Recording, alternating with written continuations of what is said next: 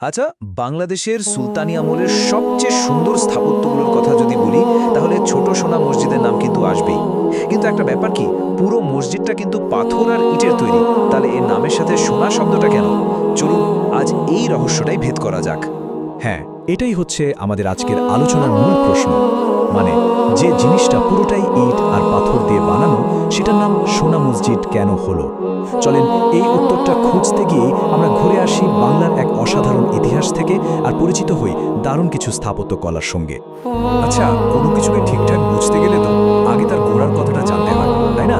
তো চলুন আমরাও ঠিক সেটাই করি। একদম পিছিয়ে যাই সেই সময়ে যখন এই অসাধারণ মসজিদটা তৈরি হয়েছিল, মানে সেই বাংলার সুলতানি যুগে। এই মসজিদটা কোথায় জানেন? এটা হলো বাংলাদেশের চাঁপাইনবাবগঞ্জ জেলায় ঐতিহাসিক গৌরনগরীতে। একসময়ে কিন্তু এই গৌরী ছিল পুরো বাংলার রাজধানী, আর এর আনাচে কানাচে লুকিয়ে আছে আমাদের মধ্যযুগের সেই গৌরবময় সব ইতিহাস। তো এই মসজিদটা বানানো হয়েছিল সুলতান আলাউদ্দিন হোসেন শাহের সময়, মোটামুটি 1493 থেকে 1519 সালের মধ্যে। আর সত্যি বলতে কি, ওই সময়টা ছিল বাংলার স্থাপত্যের জন্য একটা স্বর্ণযুগ, আর এই মসজিদটা হলো তারই একটা জলজন্ত প্রমাণ। তো কে বানিয়েছিলেন এই অসাধারণ স্থাপত্যটি? এর নির্মাতা ছিলেন ওয়ালি মোহাম্মদ নামে একজন কর্মকর্তা। তিনি তখন সুলতান আলাউদ্দিন হোসেন শাহের অধীনেই কাজ করতেন, আর তার হাত দিয়েই কিন্তু এই স্থাপত্যটা বাস্তবে রূপ পেয়েছিল। আচ্ছা, ইতিহাস তো মোটামুটি জানা গেল, এবার একটু এর ভেতরের দিকে তাকানো যাক, মানে এর স্থাপত্যের দিকে। কি এমন আছে এর গঠনে যা একে এতটা খাস করে তুলেছে? এই মসজিদটা বানানোর জন্য মূলত ব্যবহার করা হয়েছে পাথর আর ইট, আর এই দুটা জিনিসের এমন মিশ্রণ, এটা দেখলেই বোঝা যায় যে তখনকার কারিগররা আসলে কতটা দক্ষ ছিলেন। সত্যি অন্য অনেক স্থাপত্যের থেকে এটা একেবারে আলাদা।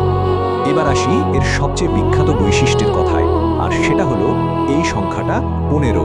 হ্যাঁ, এর ছাদে মোট 15টা গম্বুজ আছে, আর এই 15টা গম্বুজই কিন্তু এর আসল আকর্ষণ। তো এর প্রধান বৈশিষ্ট্যগুলো যদি দেখি, প্রথমত ওই যে 15টা গম্বুজ, ওগুলোকে কি দারুণভাবে 3টে সারিতে সাজানো হয়েছে। তারপর চার কোণায় আছে 4টা সুন্দর অলংকৃত মিনার, আর দেয়ালের ভেতরের আর বাইরের দিকে যে কি পরিমাণ সূক্ষ্ম কারুকাজ, এক কথায় অসাধারণ। তো স্থাপত্যের বিষয়টা তো দেখলাম, এবার ফেরা যাক আমাদের সেই প্রথম প্রশ্নটাতে, পাথর আর ইটের মসজিদের নাম কেন সোনা মসজিদ হলো? চলেন এর পেছনের সম্ভাব্য কারণগুলো একটু খুঁজে দেখি।